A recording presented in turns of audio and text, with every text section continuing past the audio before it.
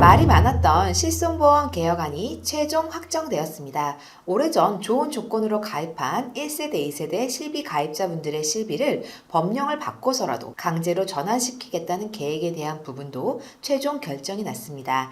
이뿐만이 아닙니다. 현행 4세대 실비도 자기부담금이 높다고 생각하실 텐데 5세대 실비의 자기부담금 비율은 듣는다면 정말 깜짝 놀라실 수 있습니다. 오늘 영상에 중요한 내용이 정말 많이 담겨 있으니 꼭 집중해서 시청하시길 바라겠습니다. 안녕하세요. 내가 찾던 보험 이 팀장입니다. 논란이 많았던 실손보험 개편 내용이 최종 확정됐습니다. 초기에는 법령을 바꿔서라도 기존 가입자들을 강제로 전환시키겠다는 계획이 알려지면서 큰 논란을 불러일으켰는데요. 다행히도 1세대, 2세대 가입자분들의 강제 전환은 없던 일이 될 것으로 보여집니다. 이번에 발표한 실손보험 개혁 최종안은 지난 1월 9일 발표된 내용과 바뀐 부분도 조금 있고 실비 가입자분들의 관심이 많은 부분인 만큼 실비보험 개혁 최종안의 핵심적인 내용들만 추려서 이해하기 쉽도록 정리해봤습니다.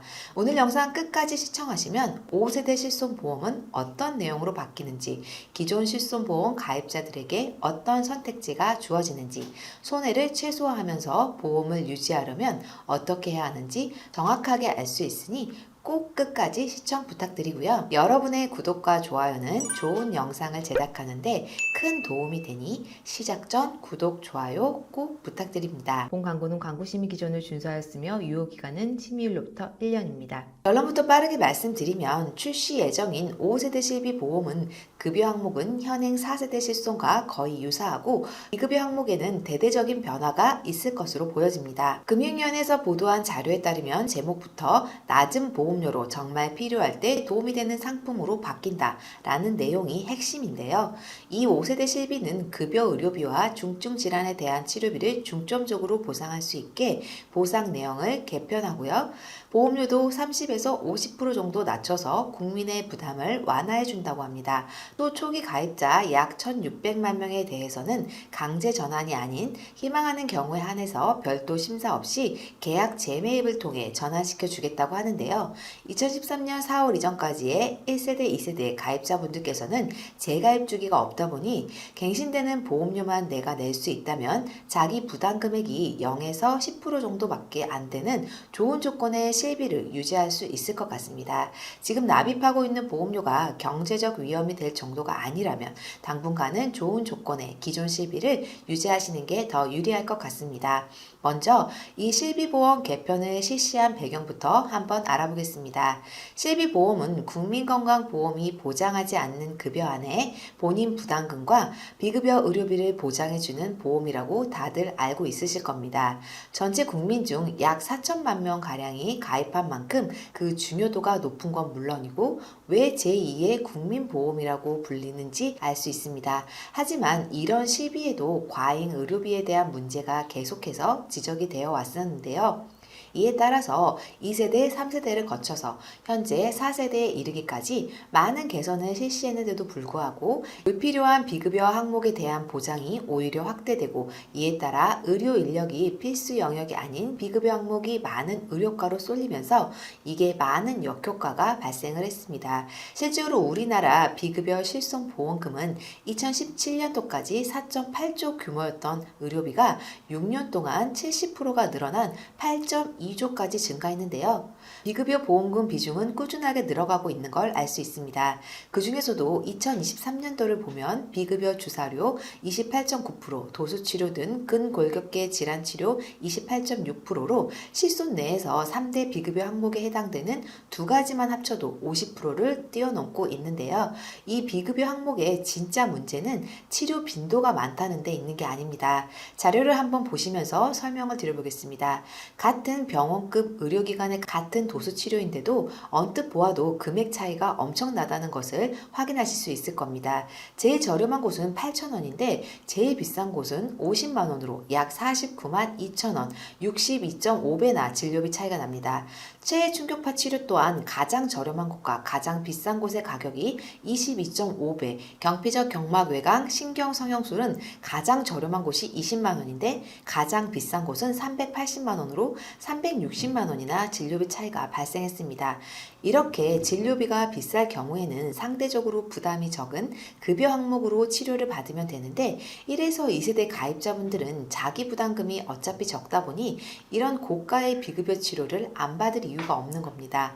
90에서 100%까지 비급여 의료비가 지원이 되기 때문인데요. 그래서 이 과잉 의료로 진료를 받는 경우가 많아질 수밖에 없는 구조라고 생각을 하게 되는 겁니다. 병원 입장에서도 마찬가지인 것 같습니다. 그래서 레지던트들의 안과, 재활의학과, 정형외과 등에 대한 지원이 높고 반대되는 필수 의료인 소아청소년과, 흉부외과, 산부인과에 대한 지원이 낮아지면서 의료 인력의 쏠림 현상이 커지고 있습니다.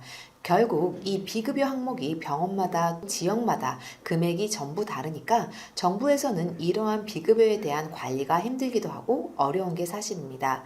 비급여 치료도 많아지고 의료 인력도 쏠림 현상이 나타나고 이런 비급여 실손 청구가 늘어나다 보니 보험사의 손해의 상승으로 보험료 부담이 가입자분들께 전가되고 이런 총체적 난국인 실손보험의 상황 때문에 결국에는 정부에서 개혁안이라는 결단을 하게 되었다고 봐야 할 것 같습니다. 먼저 급여 부분에 대한 개혁안 내용인데요. 급여 의료비는 기존 실비와 마찬가지로 입원과 외래로 구분해서 자기 부담금을 공제하게 됩니다. 먼저 입원의 경우 중증 질환자들이 많아서 의료비 부담도 높고 남용 비용도 크지 않다는 판단으로 입원 시에는 4세대와 마찬가지인 20%의 자기 부담률이 적용됩니다. 외래 비용에 대해서는 기존 4세대와 다르게 적용되는 부분이 좀 있습니다. 기존 4세대 실비 보험은 외래 비용의 20% 또는 병원급에 따라서 만원, 2만원 중 큰 금액을 공제하고 돌려줬는데요. 병원비가 30만원이 지출되었을 때 20%인 6만원과 2만원 중 큰 금액인 6만원을 뺀 24만원을 돌려주는 개념인데요. 이제 5세대 실비부터는 여기에 건강보험, 본인 부담률 20%와 그리고 병원급에 따른 만원에서 2만원 중 큰 금액을 공제하고 돌려주게 되는데요. 만약에 건강보험 본인 부담률이 비교적 큰 급여 의료 항목이라면 외래 통원 치료 시에 비용 부담은 더 커질 수 있다는 의미입니다. 예를 들어 내가 급여 의료비로 30만 원을 지출했다고 가정해 보겠습니다. 그런데 이 의료급여에 건강보험 본인 부담률이 60%인 의료 항목이라면 4세대 기준 본인 부담률로 적용할 경우 30만 원의 20%인 6만 원을 뺀 24만 원에 통원 한도가 20만 원이니까 20만 원을 돌려받을 수 있는 건데 이게 5세대부터는 30만 원의 60%인 18만 원을 빼고 12만 원만 보상받을 수가 있는 겁니다. 그만큼 통원 치료 시, 즉 외래 시에는 급여 의료비 부분은 좀 늘어날 것으로 예측이 됩니다. 다만 그나마 다행인 점은 임신 출산에 대한 급여 의료비를 보장해 준다는 건데요. 새로 나오는 5세대 실손에서는 제왕절개, 난임 치료 등 임신 출산 질환 중에 5코드에 대해서 실손으로 보상이 가능해집니다. 저출산 시대라고 하는 만큼 급여 부분에서 제외되었던 부분을 새로 추가하는 부분은 정말 좋은 소식이긴 하지만 다른 부분의 보장이 대폭 축소된 건 아쉽다고 생각할 수 있습니다. 이번에 비급여 의료비를 말씀드릴 차례인데요. 비급여 부분은 우선 중증인지 비중증인지에 따라서 보장이 달라지게 개편될 예정입니다.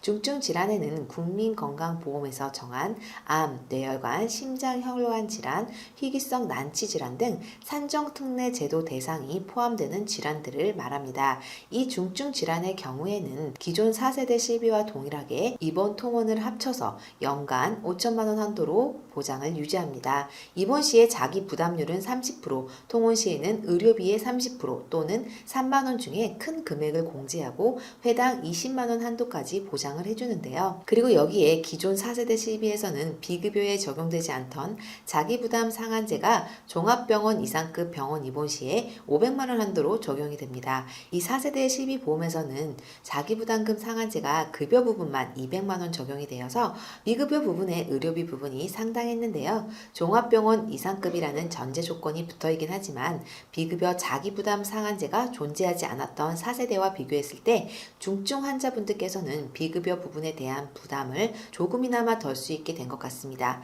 하지만 진짜 문제는 비중증 비급여 의료인데요. 보장 한도가 기존 5천만 원에서 연간 1,000만 1000만 원 한도로 대폭 줄었고 기존에는 없었던 입원 시에 회당 300만 원 한도가 적용되고 자기 부담률도 50%에 달합니다. 심지어 통원 시에는 회당이 아닌 일당 20만 원으로 적용되는 바람에 하루에 2번 통원 치료를 받더라도 20만 원이 넘어간다면 한 번밖에 보장을 못 받게 됩니다.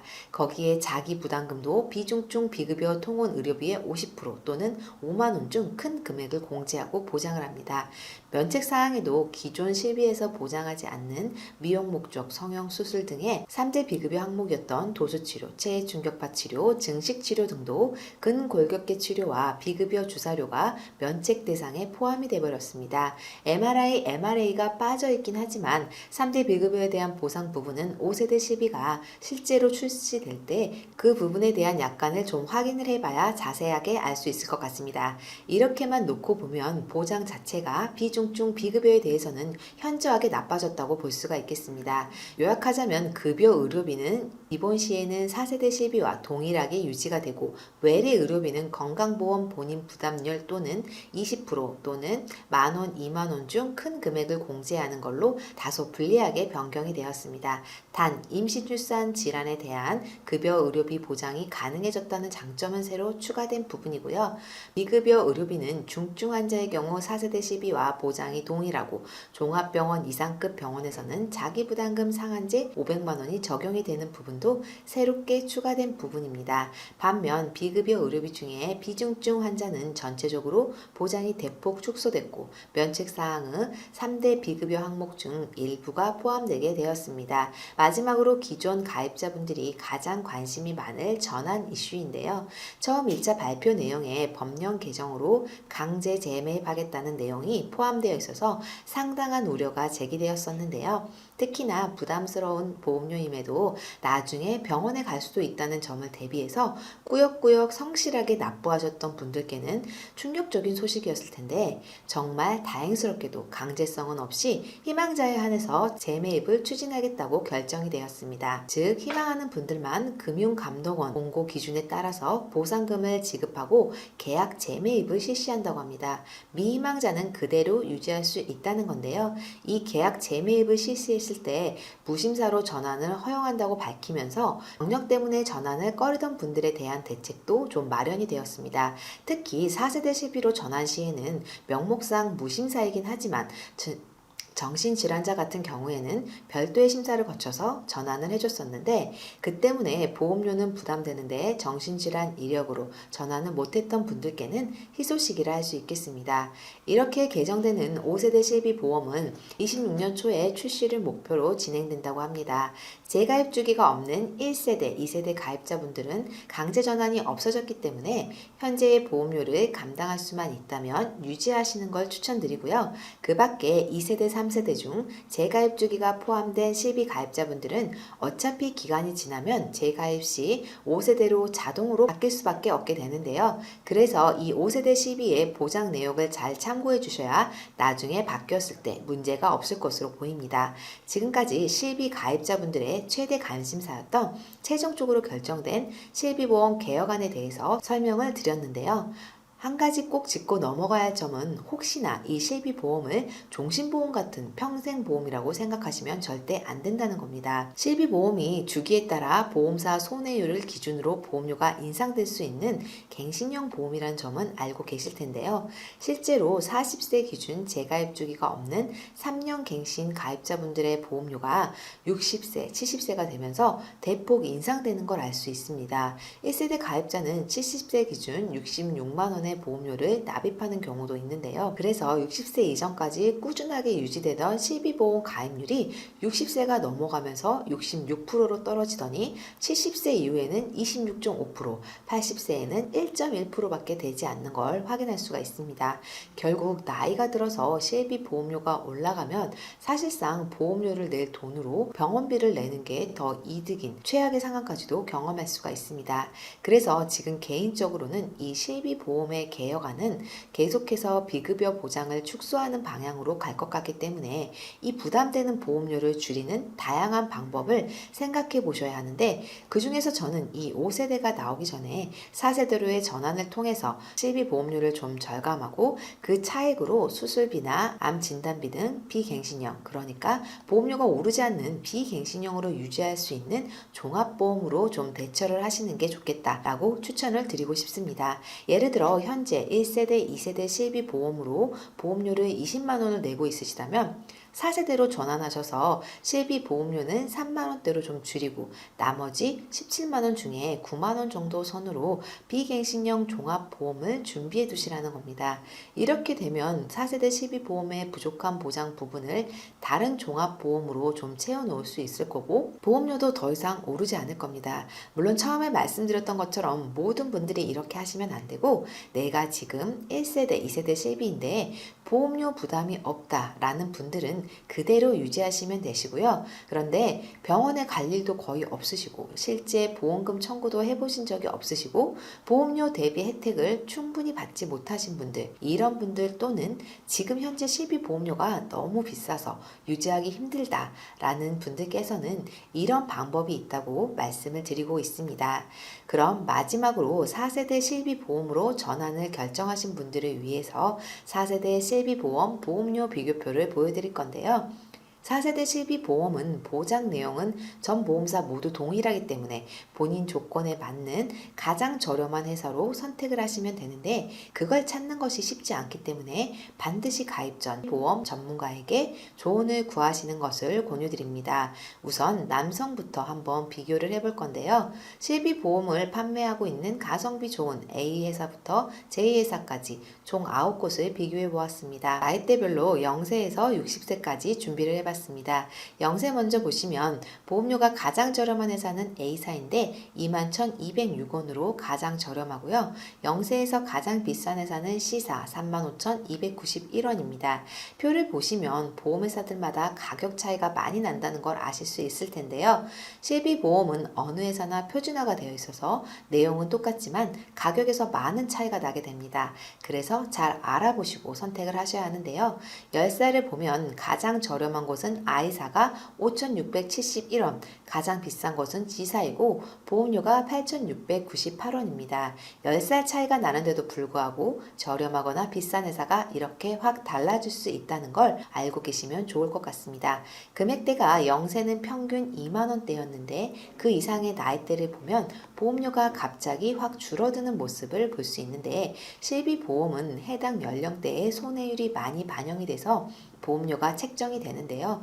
오히려 10살보다 출생한 지 얼마 안 된 0세가 더 병원을 많이 가고 입원도 많이 하다 보니 손해율이 높아서 보험료도 더 그만큼 비싼 겁니다. 그러니 태아 때부터 계속 실비보험을 유지하면 시간이 지나면서 보험료가 점점 줄어들 수 있고, 갱신된다고 무조건 보험료가 올라가는 것은 아니라 갱신될 때도 보험료가 줄어들 수 있으니 이런 부분들도 같이 참고하시면 좋을 것 같습니다. 그렇게 10살까지는 확 줄어들다가 20세, 30세가 되면 다시 조금씩 보험료가 오르는 거 보이시죠? 이제 나이에 따라 점점 보험료가 올라가는 양상을 보이는데요. 이어서 40세를 보겠습니다. 40세는 가장 저렴한 회사가 F사 14,056원, 그리고 가장 비싼 회사가 23,309원인 C사입니다. 이렇게 연령대와 회사별로 정리를 해두었으니 남성분들은 이 부분에서 영상 잠시 멈춰 놓으신 다음에 내 나이에 해당되는 곳을 살펴보면서 나에게 어떤 회사가 저렴한지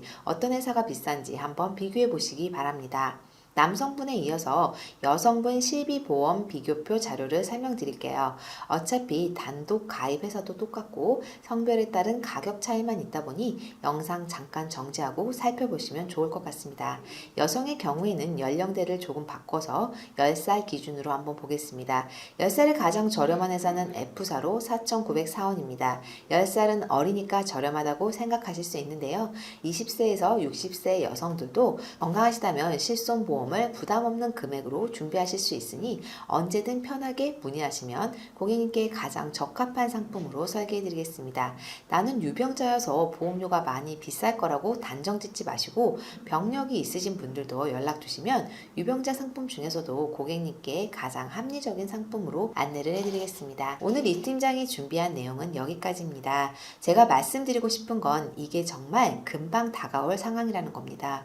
보험이라는 것이 생각하기에는 조금 어렵고 복잡하고 그냥 빨리 가입하고 끝내버리고 싶지만 이번 실비보험에 대한 정책은 내가 어떤 실비를 가입하고 있냐에 따라서 전략이 바뀌어야 합니다. 조만간 더 확실한 가이드라인이 나올 것이며 거기에 맞게 우리가 대응을 해야 한다는 겁니다. 우선 첫 번째로 내가 몇 세대 실비에 가입하고 있는지, 어떤 보장 내용인지, 재가입 주기가 있는지 없는지 꼭 확인해 보시고 보험료까지 체크해 보시기 바랍니다. 그리고 보험료가 부담이 된다면 위에서 말씀드린 내용대로 진행을 하시는 걸 추천드리겠습니다. 끝으로 살아가다 보면 보험료 말고도 지출할 곳이 엄청 많습니다. 그렇기 때문에 불필요한 보험료에 대한 부담은 줄이고 최소한의 보험으로 든든함을 느낄 수 있도록 정말 필요한 특약으로만 구성하여 보험을 가입하셔야 하는데요. 이 팀장은 매월 다양한 회사와 다양한 상품을 비교해서 고객님의 경제적인 상황에 맞게 가장 합리적인 설계안을 안내해드리고 있습니다. 혹시 영상을 보시고 상담 받기를 원하시는 분들은 아래 링크를 통해서 연락을 주시거나 전화로 연락을 주시면 친절하게 상담을 도와드리겠습니다. 오늘 영상이 도움이 되셨다면 구독, 좋아요, 알림 설정 부탁드리겠습니다. 앞으로도 이 팀장은 여러분들께 도움이 되는 좋은 정보를 알려드리기 위해 최선을 다하겠습니다. 이상 내가 찾던 보험 이 팀장입니다. 다음 시간도 기대해 주세요. 감사합니다. 본 광고는 광고 심의 기준을 준수하였으며 유효기간은 심의일로부터 1년입니다.